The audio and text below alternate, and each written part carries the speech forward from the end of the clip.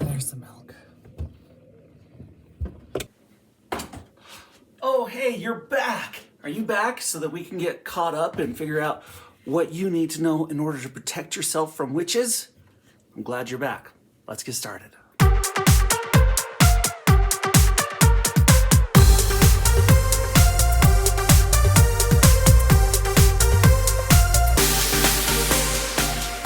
All right, guys, it's time now to get started with our story, The Witches. Now remember, you need to pay very close attention because not only will this book help save your life from real witches, you need to pay close attention because you are going to be answering some very important questions at the end.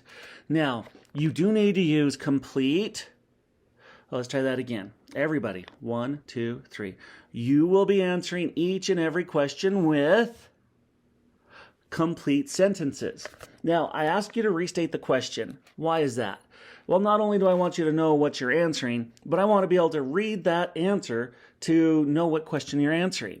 So, restate the question, and if you pay attention, you can copy and paste the question and change it into your answer, and then you're done. All right, let's get started. I myself had 2 separate encounters with witches before I was 8 years old. From the first, I escaped unharmed, but on the second occasion, I was not so lucky. Things happened to me that will probably make you scream when you read about them. That can't be helped. The truth must be told. The fact that I am still here and able to speak to you, however peculiar I may look, is due entirely to my wonderful grandmother. My grandmother was Norwegian. The Norwegians know all about witches, for Norway, with its black forests and icy mountains, is where the first witches came from. My father and my mother were also Norwegian, but because my father had a business in England, I had been born there and had lived there and had started going to an English school. Twice a year at Christmas and in the summer, we went back to Norway to visit my grandmother. This old lady, as far as I could gather, was just about the only surviving relative we had on either side of our family. She was my mother's mother, and I absolutely adored her. When she and I were together, we spoke in either Norwegian or in English. It didn't matter which. We were equally fluent in both languages, and I have to admit that I felt closer to her than my own mother. Soon after my 7th birthday, my parents took me as usual to spend Christmas with my grandmother in Norway, and it was over there while my father and mother and I were driving in icy weather just north of Oslo that our car skidded off the road and went tumbling down into a rocky ravine. My parents were killed. I was firmly strapped into the back seat and received only a cut on the forehead. I won't go into the horrors of that terrible afternoon. I still get the shivers when I think about it. I finished up, of course, back in my grandmother's house, with her arms around me tight, and both of us crying the whole night long. "What are we going to do now?" I asked her through the tears. "You will stay here with me," she said, "and I will look after you." "Aren't I going back to England?" "No," she said, "I could never do that. Heaven shall take my soul, but Norway shall keep my bones." The very next day, in order that we might both try to forget our great sadness, my grandmother started telling me stories. She was a wonderful storyteller, and I was enthralled by everything she told me. But I didn't become really excited until she got on the subject of witches.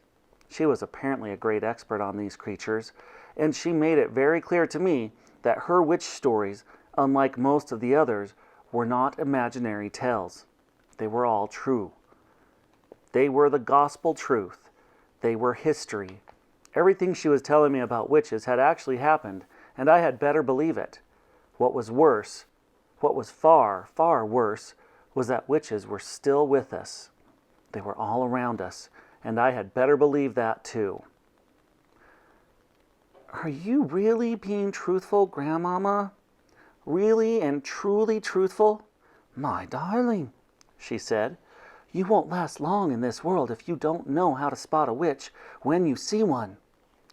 "But you told me that witches looked like ordinary women." "Grandma, So how can I spot them? You must listen to me, my grandmother said. You must remember everything I tell you. After that, all you can do is cross your heart and pray to heaven and hope for the best. We were in the big living room of her house in Oslo, and I was ready for bed. The curtains were never drawn in the house, and through the windows I could see huge snowflakes falling slowly to an outside world that was as black as tar. My grandmother was tremendously old and wrinkled, with a massive wide body which was smothered in gray lace. She sat there majestic in her armchair, feeling every inch of it. Not even a mouse could have squeezed in to sit beside her. I myself, just 7 years old, was crouched on the floor at her feet, wearing pajamas, dressing gown, and slippers. You swear you aren't pulling my leg? I kept saying to her. You swear you aren't just pretending? Listen, she said. I have known no less than 5 children who have simply vanished off the face of this earth, never to be seen again. The witches took them. I still think you're just trying to frighten me, I said. I am trying to make sure that you don't go the same way, she said. I love you and I want you to stay with me. Tell me about the children who disappeared, I said. My grandmother was the only grandmother I ever met who smoked cigars.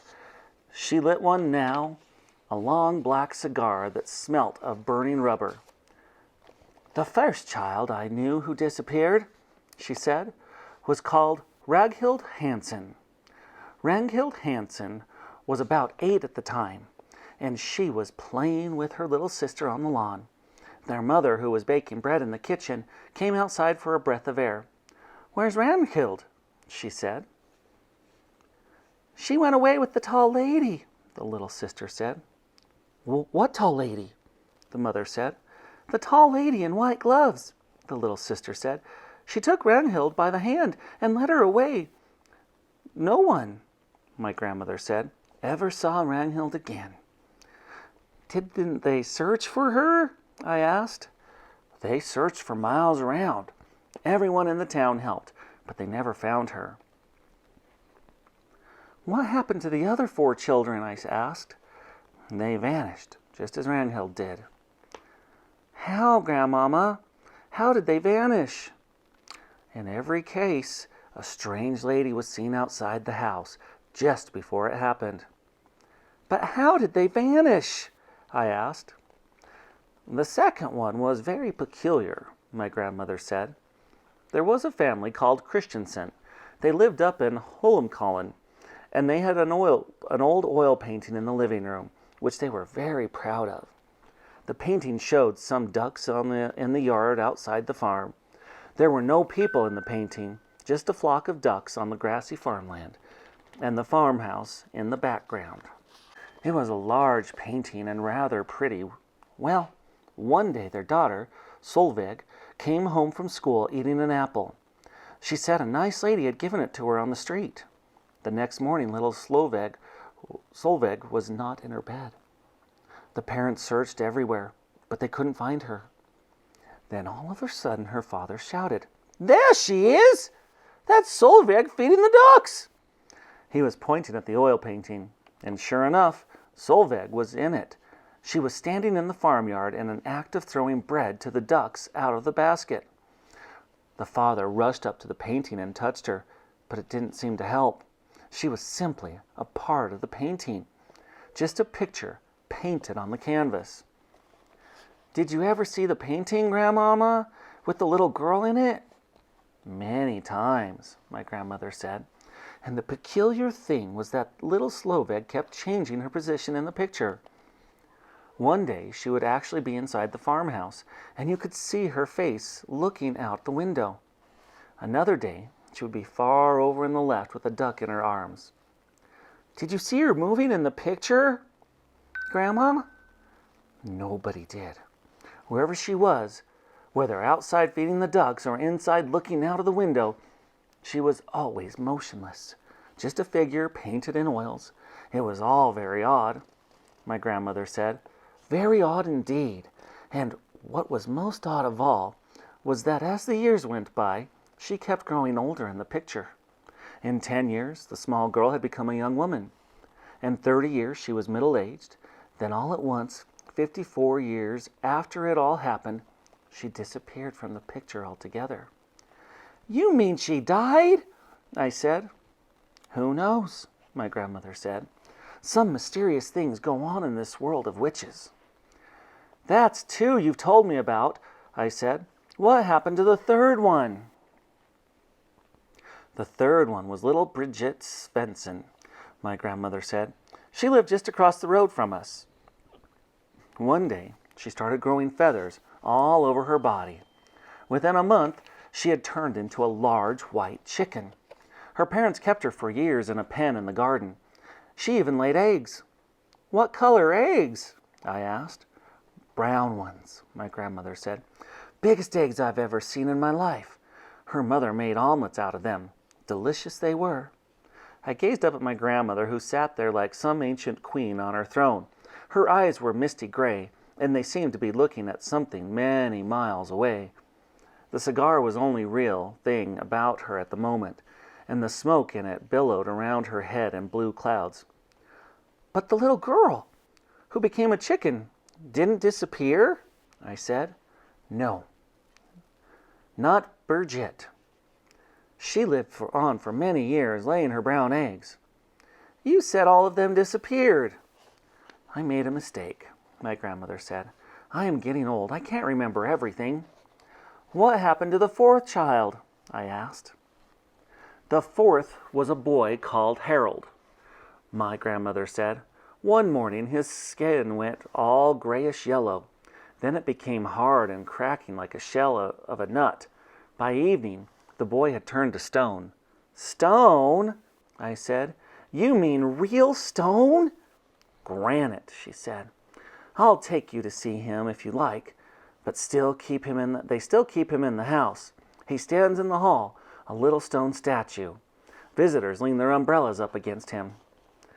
Although I was very young, I was not prepared to believe everything my grandmother told me, and yet she spoke with such conviction, with such utter seriousness, and with never a smile on her face or a twinkle in her eye, that I found her beginning to wonder. "Go on, Grandmama," I said. "You told me there were 5 altogether. What happened to the last one?" "Would you like a puff of my cigar?" she said. "I'm only 7, Grandmama." "I don't care what age you are," she said. "You'll never catch a cold if you smoke cigars." "What about number 5, Grandmama?" "Number 5, she said, chewing the end of her cigar as if it were a delicious asparagus, "was rather an interesting case.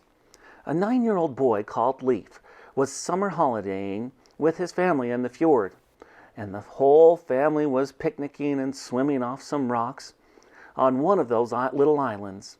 Young Leaf dived into the water, and his father, who was watching him, noticed that he stayed under for an unusually long time. When he came to the surface at last, he wasn't Leaf anymore." "What was he, Grandmama?" "He was a porpoise." "He wasn't! He couldn't have been!" "He was a lovely young porpoise," she said, "and as friendly as could be." "Grandmama," I said. "Yes, my darling?" "Did he really and truly turn into a porpoise?" "Absolutely," she said. "I knew his mother well. She told me all about it. She told me how Leaf the porpoise stayed with them all that afternoon, giving his brothers and sisters rides on his back. They had a wonderful time. Then he waved a flipper at them and swam away, never to be seen again." "But Grandmama," I said, "how did they know that the porpoise was actually Leaf?" "He talked to them," my grandmother said. "He laughed and joked with them all the time he was giving them rides." "But wasn't there a most tremendous fuss when this happened?" I asked. "Not much," my grandmother said. "You must remember that here in Norway we are used to the sort of thing. There are witches everywhere. There's probably one living in our street this very moment. It's time you went to bed." "A witch couldn't come in through my window in the night, would she?" I asked, quaking a little. "No, my grandmother said. "A witch will never do silly things like climbing up drain pipes or breaking into people's houses. You'll be quite safe in your bed. Come along, I'll tuck you in."